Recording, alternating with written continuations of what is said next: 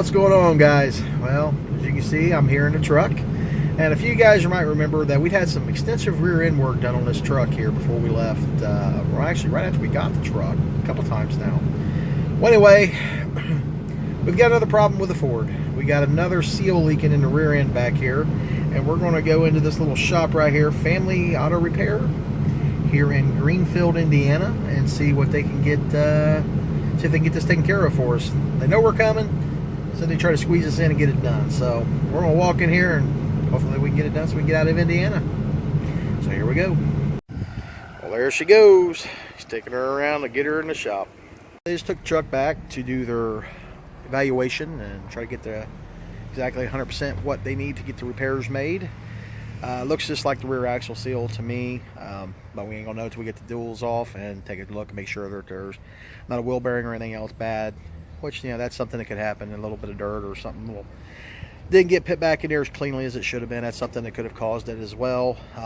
We're hoping that there's not a bent axle. The guy does have a mic here, so micrometer for those of you who don't know what I'm talking about. That way they can check the tolerance of the axle to make sure the axle doesn't have a slight little bend or something in it that could be causing these issues.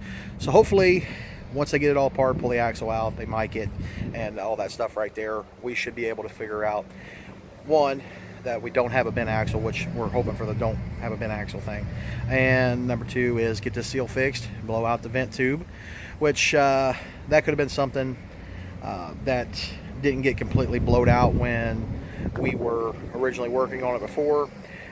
If it doesn't get that blowed out of there, it can actually cause pressure and cause that to blow a inner axle seal. So we're hoping that this time we'll blow through it out again, and it should be able to be blowed out pretty easily this time. And hopefully that's all it is just a axle seal of like $35 part, but it's still going to cost a couple $100 to get it fixed because of labor. So anyway, guys, we're going to wait around here and get this taken care of, and we'll be back at you soon. As you guys can see, we got this apart, and see these little grooves right here? Those are not supposed to be there. And when pulling this apart, last time the shop put this thing together, they didn't quite tighten that axle nut down. Therefore, I think that's what happened to the seal. So this has got an oddball size seal on it. So now we're trying to track down the part. Hopefully we can get that in here so we can get this back together today. Long story short, it's not always a good day RVing.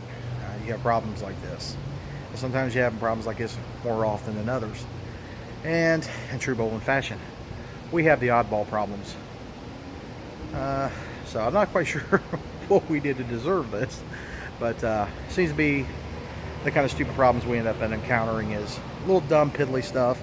But it's enough that it's not cheap to have this done in places because there's so much involved in pulling this axle apart just to get to these parts. So you're paying bigger shop times because of the man hours it takes to pull it apart. Parts themselves are not really that expensive. Like the seal is like 35, 40 bucks a piece. So the parts are not that expensive. It's the labor that kills you. Ouch! Well, that got to be a little bit more expensive than we were originally planning on. It ended up being a little over $300 to have that one seal fixed. Like I said, this truck had an oddball size, and the only supplier in the area that had it was a little more pricey on it, but I went ahead and bought an extra seal as well, just in case we have a problem with the other side. That way we already have the part, so that's the most important thing, because AutoZone, Napa, none of the people had it, so we had to wait for them to bring some parts from Indianapolis here. Got that taken care of. But the seal itself was $55 plus tax, so almost 60 bucks for just the seal. So times two, you know, over $100 just for seals. The labor itself wasn't that bad. The gentleman charged me, I think it was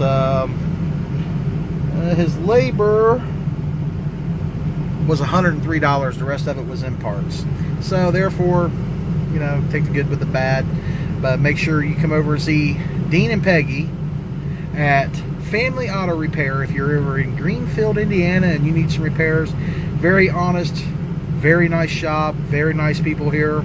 And honestly, what I overheard him talking to somebody else about their vehicle, somebody else was trying to charge this poor girl some money for some work that needs to be done on her vehicle that never needed to be done. And this gentleman basically told her, you don't need any repairs, didn't charge her a dime. That goes a long way in my book. An honest mechanic is a good mechanic, and they're getting harder and harder to find. So if you ever need something done, make sure you come over here and see Dean and Peggy at Family Auto Repair in Greenfield, Indiana. Thanks a lot, guys. I appreciate all the hard work you did on my truck today, and God bless you guys. See you.